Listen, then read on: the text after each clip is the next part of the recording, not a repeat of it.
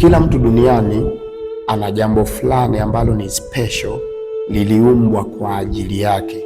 Yaani yeye yupo kwa ajili ya hilo jambo, yupo kwa ajili ya kutatua hilo jambo. Ukiangalia simu ilitengenezwa kwa ajili ya kutatua tatizo la changamoto ya mawasiliano. Ukiangalia jua lipo kwa ajili ya kutatua changamoto ya kutokuwa na mwanga. Lakini pia ukiangalia taa ipo kwa ajili ya kutatua changamoto ya giza. Lakini ukiangalia chochote kile duniani kipo kwa ajili ya, hakipo kitu duniani ambacho kipo tu kilimradi. Ndivyo ilivyo pia hata kwa mtu, iko vile vile. Nataka nikuletee mbinu 4 kwa mujibu wa kisaikolojia kugundua jambo ambalo wewe lilikufanya ukaumbwa ukawepo duniani. Tumia mambo haya kadhaa. Jambo la kwanza, angalia kitu unachokipenda sana kwenye maisha yako.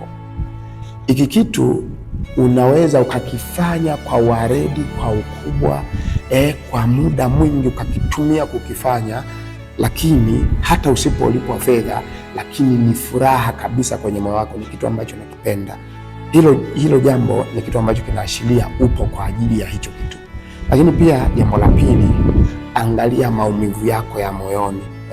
Unaweza ukawa unapita sehemu ukaona watoto yatima, walemavu, wagonjwa, wenye changamoto na shida mbalimbali, alafu wewe unabaki tu na maumivu moyoni, unajisemea ningekuwa na pesa ningewasaidia sana watu hawa, lakini kwa kuwa tu sina pesa. Unaumia ndani ya moyo wako. Ni eneo fulani ambalo umeitiwa kwa ajili ya kulishi hilo. Lakini pia jambo la tatu, angalia sauti yako ya ndani. Isikilize sauti yako ya ndani. Sauti yako ya ndani inakwambia nini kuhusu hatima ya maisha yako? Sauti yako ya ndani inakwambia nini kuhusu muda uliobaki? Haijalishi una miaka mingapi kwa sasa, unaishi kwa majuto, ni kama vile umezaliwa kwa bahati mbaya. Haijalishi una miaka mingapi, wewe angalia sauti yako ya ndani inakwambia nini kuhusiana na hatima ya maisha yako, kuhusiana na maisha yako, kuhusiana na wewe utakuwa nani kesho, uishi kwa ajili ya jambo gani. Angalia sauti yako ndani inakwambia nini kwa miaka iliyobaki, utaitumiaje. Na jambo la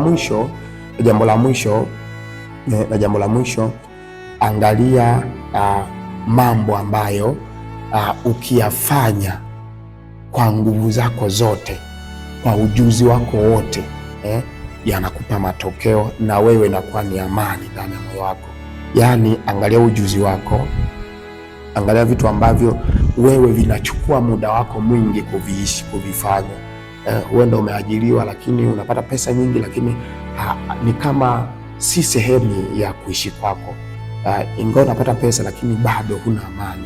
Angalia sasa mambo gani ambayo muda wako mwingi unajikuta unayafanya.